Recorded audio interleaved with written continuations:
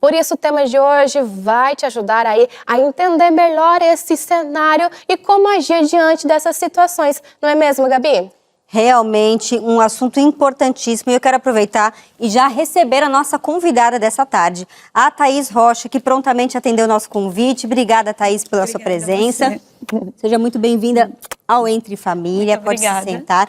A Thaís, gente, é CEO e fundadora do Instituto Basta, um instituto que justamente apoia e dá ali toda a orientação para várias pessoas que sofrem esse tipo de violência, né? Um abuso sexual infantil e tudo mais. Thaís, começa contando pra gente como é que surgiu a ideia de fazer esse instituto. Boa tarde. Boa tarde.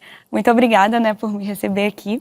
Então, o Instituto, na verdade, nasceu de uma necessidade. Eu não tinha intenção, nunca tive a intenção de criar, né, um Instituto. É realmente uma grande responsabilidade, mas eu estou em missões, né, eu sou missionária em tempo integral, já fazem 8 anos, e durante essa minha trajetória em missões, eu sempre encontrava casos de abuso, exploração e tráfico humano. Na verdade, eu fui conhecendo a partir da exploração sexual, porque apesar de ser um crime tão grande, né, que acontece tanto, eu não sabia. Então, eu fui sabendo, descobrindo realmente através do meu trabalho.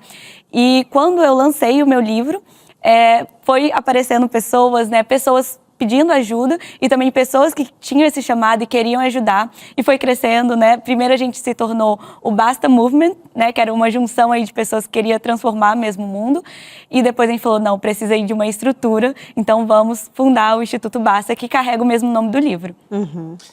Boa tarde, obrigado por estar com a gente também, um prazer conhecê-la, conhecer um pouco mais do seu trabalho. E eu estava até conversando com a Gabi no começo, até a gente trouxe aqui um pouquinho sobre o que a gente ia falar hoje no programa. E essa questão de a gente ter a informação, de realmente falar sobre isso e entender. Eu não sou pai ainda, mas eu imagino a preocupação dos pais com essa questão. Então a gente precisa realmente tratar sobre esse assunto, não deixar como distante, algo que acontece com uma pessoa muito longe. Tratar e entender e, logicamente, orientar as crianças, né? Sim, exatamente. Acontece em todo lugar, né? E ainda assim nós não sabemos. Como foi falado os dados aqui, né? Nós estamos em 2º lugar no ranking mundial. Então, assim, não é no Brasil, é no ranking mundial em 2º lugar. A gente só perde realmente para a Tailândia, então é muito grave esse dado, sabe? E em casamento infantil, 4º lugar, né, gente? Não, casamento infantil no Brasil isso não acontece mais, mas nós estamos em 4º lugar. E a gente vai normalizando isso através da nossa cultura, através das músicas e tudo mais. Então, enquanto a gente não falar sobre o assunto, porque é um grande tabu, por ser muito difícil, eu até entendo, mas já está aí, né? Então, se nós não falarmos, quem falará? Se a gente não fizer alguma coisa, né, o que a gente vai fazer? Então, a gente precisa falar até para conseguir, como a gente falou no início do programa, identificar pessoas que são abusadoras, para a gente conseguir minimizar esses números que a gente passou.